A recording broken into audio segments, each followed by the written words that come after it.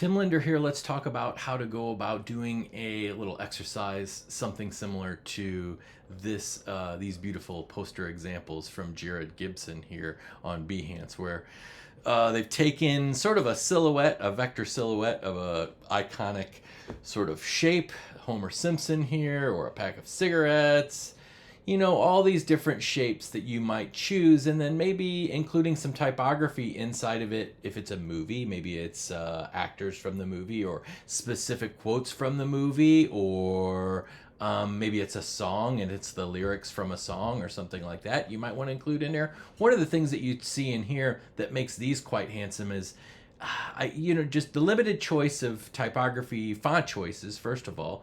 Not going crazy with all these different styles, just really one, maybe some different weights or italic or something like that. And also not going crazy with the angles. Notice in this one they're really only at 90-degree angles here, none of which are perfectly horizontal and vertical. Another thing is the arrangement of them. They've scaled them up and scaled them down so that they aren't necessarily masked by the shape, but included in these small places. And like as you look in the nose here in these three shapes, like just kind of fitting that spot, and you can see the whole word. It doesn't run into the end of the shape, and it also uses a nice little kind of texture that's on the background here that kind of overlays everything in a simple color palette. So let's talk about how to go about doing something that in Photoshop.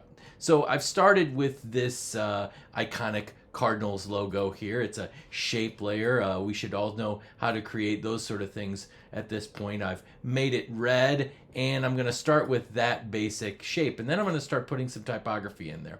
Now, I could get my types tool and just start typing some typography in there, but a great way might be to go get the list that you want or the movie quotes that you want and put it somewhere else so you copy paste that stuff in there. So if you wanted to, you could do that. I've copied and pasted this list of cardinal greats from a website here, not necessarily in the order that I would have put them, but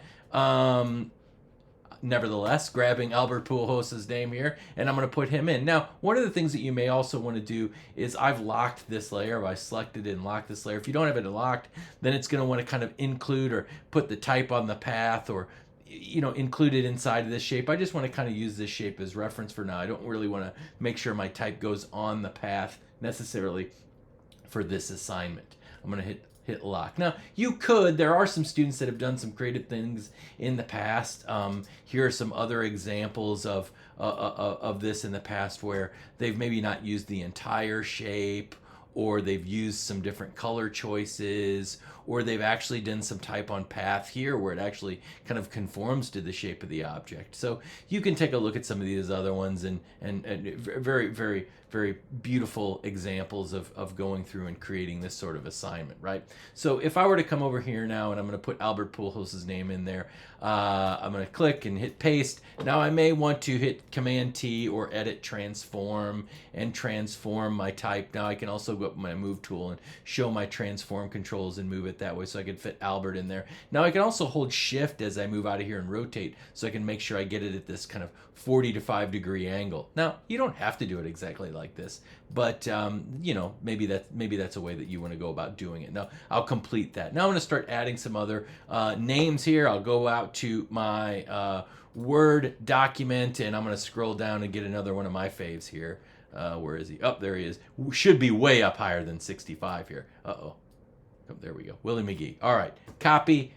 Popping over to Photoshop. Getting my type tool, selecting again, adding Willie's name in there. And I may want to consider, maybe he's not as great as Albert Pujols, so maybe I'll make it a little bit smaller, and I'll add this one at a 45-degree angle and just start to place these in where I want them, and going back and forth until I've created an example similar to something like this, right? So I can add those names in, or those lyrics, or whatever it might be. I'm open to interpretation if you want to add color and that sort of stuff, or there's other ideas of I'd like you to put a texture and things like that. So if I go out here and I select all and copy some sort of a texture that might be appropriate for something like this and move back up, not that one, and edit paste here. I'm going to zoom back out a little bit, and I'm going to edit paste that that texture in there. Maybe I might move it over just a little bit so that it's kind of there on the curve, and maybe I might add some sort of a multiply so it multiplies in season. I might even take these objects and put them in a group when I'm done and scale those guys up a little bit, edit, transform, and scale these up a little bit. Whoop, not what I wanted to do. Select this and move this group around. Undo auto select layer so I can grab my group. Oh, one of the problems is I think this is locked within there, so I gotta unlock that so that I can go back in and grab my group and maybe scale it up. I distorted it a little bit. Maybe scale it up, move it out so it fits in that nice spot there. I can decide however I wanted to do it. Maybe I want to take something like this and kind of back it down in color. Maybe I don't want to use the color at all. Maybe I want to go in there and use some sort of a layer style. Layer style. We haven't talked too much about this just yet, but let's say I come in here and I say, all right, I want to grab a, I don't know, inner shadow or something like that and create my object with an inner shadow. No, don't want to do distance. I'm going to create a little bit more size with my inner shadow, choke it down a little bit, choose OK, and then I could come in here and change my fill color so that I don't maybe necessarily see, well, that's not going to work for me because then I'm not going to be able to see the type. I'd have to come back in and grab my type and get my type tool and maybe pick a different color so that showed up in that spot if I wanted to, or a little bit brighter red. So a number of different ways you can go about doing something like this. But the whole idea of it is that you get comfortable using the type tool, using different styles. I would like to see you filling a shape, going back in and understanding and creating this silhouette with a shape layer to kind of revisiting that as well.